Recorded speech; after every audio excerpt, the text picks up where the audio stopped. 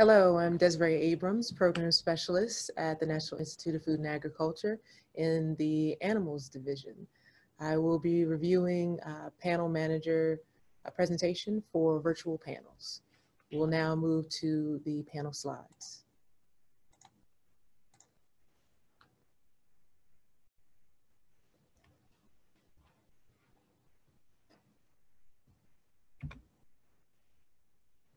All right, so we will cover some of the things that make the virtual panel process so great, in addition to highlighting some of the differences from that of in-person panels that could be seen as disadvantages of virtual panels and could become issues if not addressed. We will then talk about how virtual panels are conducted here at NIFA based on an in-person panel versus a live panel, or AKA a live panel, versus the virtual panel model. Lastly, we will discuss your role in this type of panel.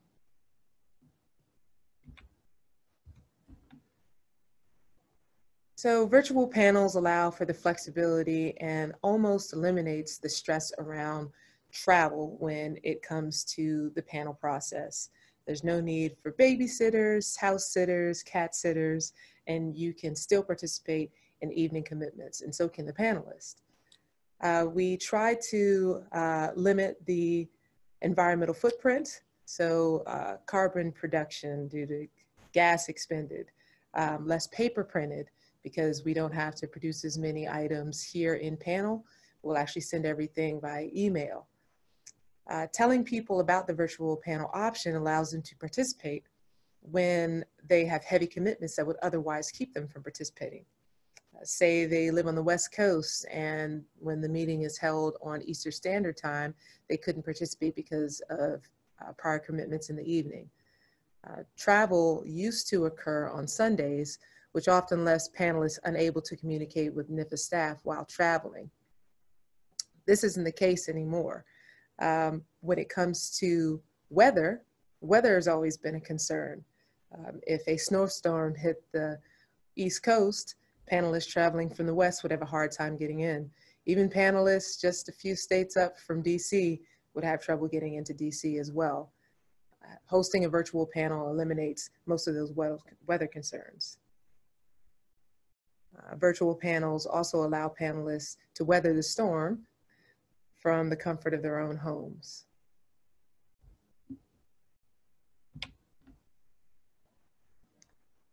Some items to keep in mind. It is a little bit more difficult to network, but certainly not impossible. In-person or live panels, panelists have expressed that they really enjoy going out to lunch with their fellow panelists and getting to know them as individuals, including the research that they do.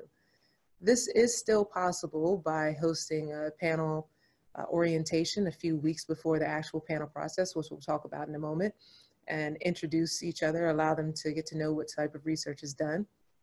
They'll also get to converse during panel breaks while either in the virtual chat room or on the phone. And they'll also learn a little bit about each other's communication styles through their reviews.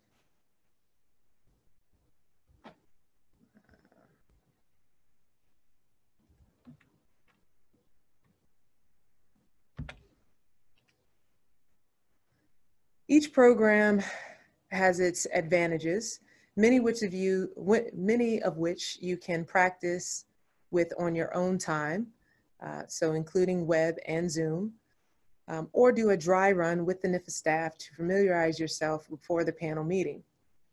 Google Docs and SurveyMonkey allow for real-time responses from panelists.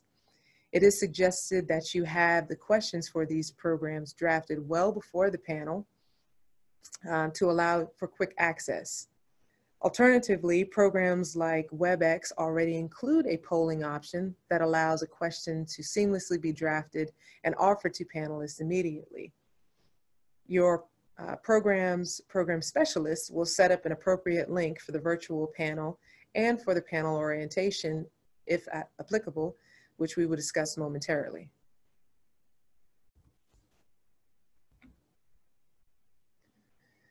The virtual panel setup. We have found that it is beneficial to hold a a pre-panel orientation right after individual reviews have been submitted to PRS for the program. We usually request that this is about 2 weeks before panel. This requirement of an individual review deadline of 2 weeks before panel allows the panel manager and MPL to review panelists' comments and potentially identify the need for ad hoc reviewers or to ID what proposals are candidates for streamlining. After all reviews have been submitted, panelists can see other assigned reviewers' comments on relative proposals. During the orientation, not only will you familiarize panelists with the virtual panel platform, you'll introduce them to each other and cover the panel process, which includes discussion, initial ranking, and re-ranking of proposals. Once again, to coordinate panelist schedules, you may use a platform like SurveyMonkey to determine the most suitable date with the highest number of panel participants.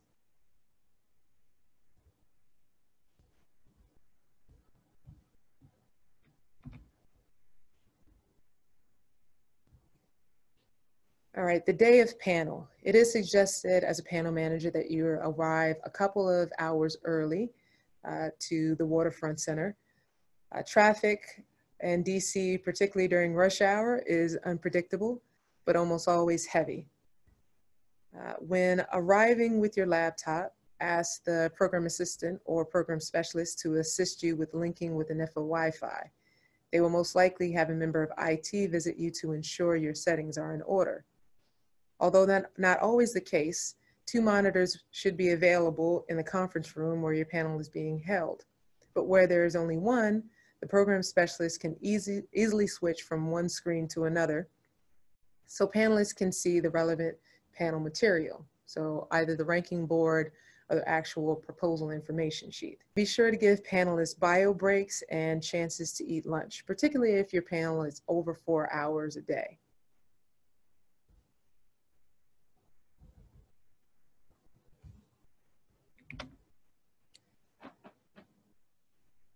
You should, as the panel manager, emphasize that panelists should treat the virtual panel the same as a live panel, and they are expected to minimize distractions. We cannot stress this point enough. It should be made clear long before the panel date. When recruiting, be sure to tell panelists that they should understand that they should treat the virtual panel process just as if they were physically here at NIFA and away from their laundry, their TAs, labs, etc. Give exact times of when the panel will end and when it will begin. This also goes for breaks. Start on time and encourage participation.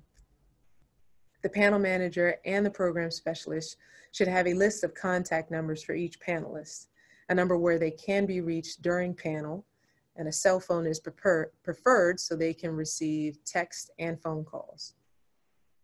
They will also be using the virtual the virtual chat box, which can be used to communicate with them to tell them that you're back in session or to come back onto the phone line.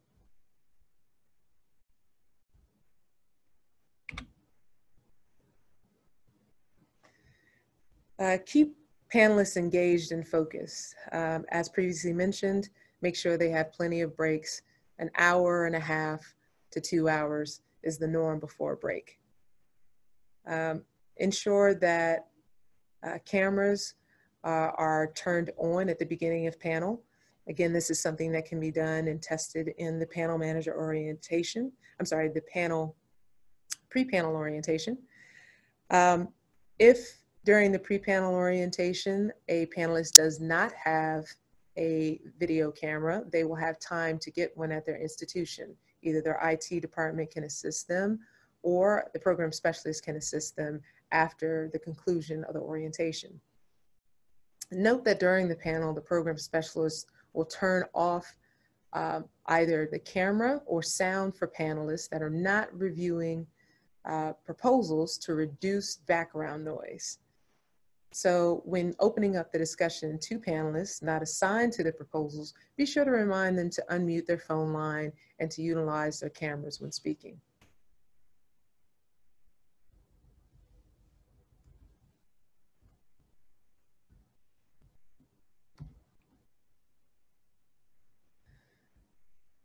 Politely and immediately address audio issues.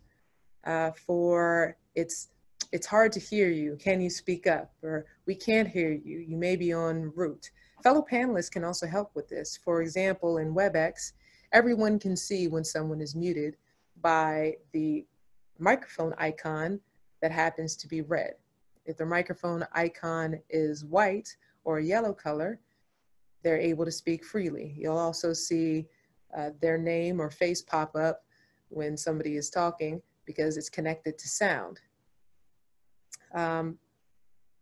Your fellow panelists can also hear issues when someone is muted.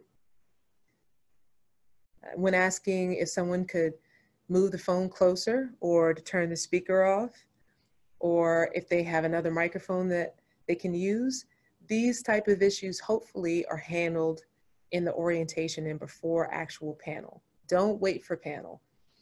Inform panelists that it's suggested that they use a landline or office phone with viable speakerphone. NIFA does not reimburse for cell phone minutes. Ensure you are prepared for this or have an unlimited plan if the panelist chooses to use a cell phone. Also ensure that they are in a space with adequate reception if using a cell phone, and earphones are suggested. Just a word on conflicts of interest. Depending on how your panelists are connected to the meeting room and how the program specialist has identified how they want to manage COIs, this presentation may be slightly different from what actually occurs. But say, for instance, you're using the phone line for audio for your panel, and you're using the virtual panel room and WebEx for visual. You will instruct the panelists when they have a COI to hang up the phone when a proposal pops up that they're listed as a conflict of interest. You'll have a list of these COIs in panel in front of you as the panel manager. Also, there's an option on the AT&T phone line called Name Announce. Panelists will announce their name when they connect to the phone line, so when they hang up, their name will be announced and you'll know exactly who, especially if there are multiple COIs, has hung up the phone. If they're connected through the audio option on the application, you'll see that their microphone has disappeared if they've disconnected from the audio option.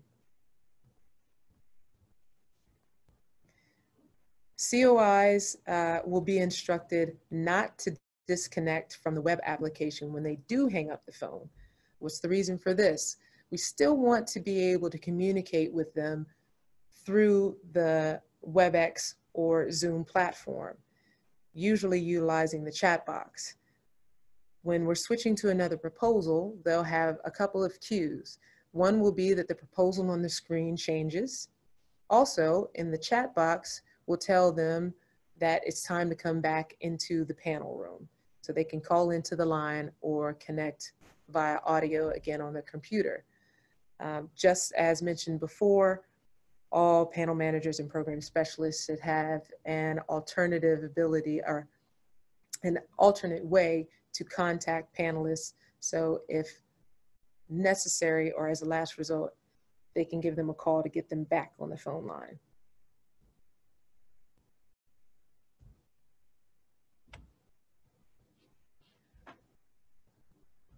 So time constraints and panel summaries.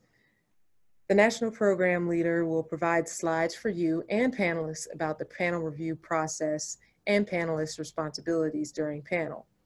This should be sent before panel begins, usually covered in the orientation, and briefly revisited just before beginning a panel discussion.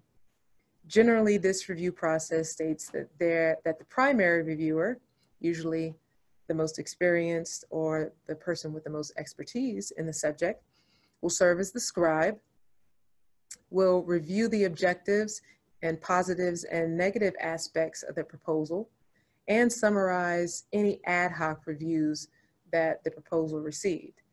The secondary will add positive and negative comments, but not repeat the primary's views, and the tertiary and subsequent reviewers will do the same.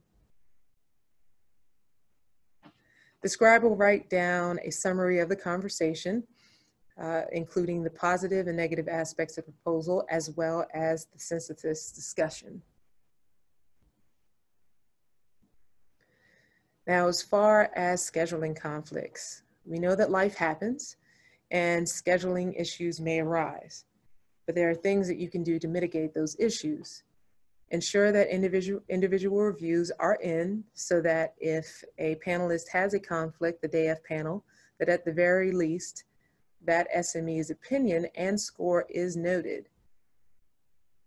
When a panelist makes you aware of a conflict, then and only then work around to accommodate their schedule. Shift around proposal review order, but explain that re-ranking cannot be completed until all panel summaries have been completed.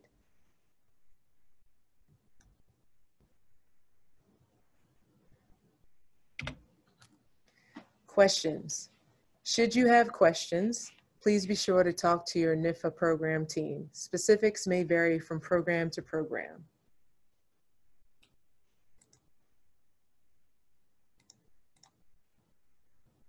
Again, I'm Desiree Abrams. Thank you for your service, and we will look forward to working with you at NIFA.